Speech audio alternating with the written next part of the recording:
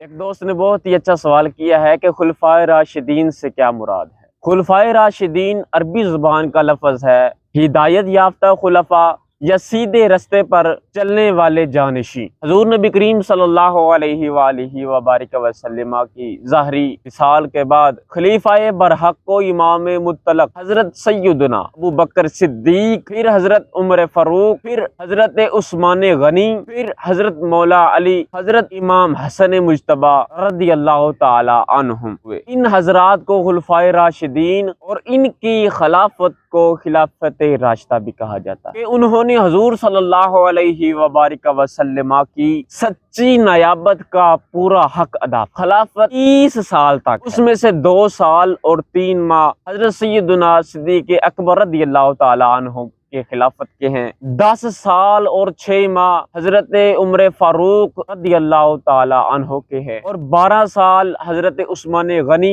ذو النورین کے خلافت کے ہیں، اور 4 سال اور 9 ماہ حضرت علی کرم اللہ وجہہ، اور 6 ماہ ان کے بیٹے حضرت حسن مجتبی رضی اللہ تعالی عنہم کی خلافت۔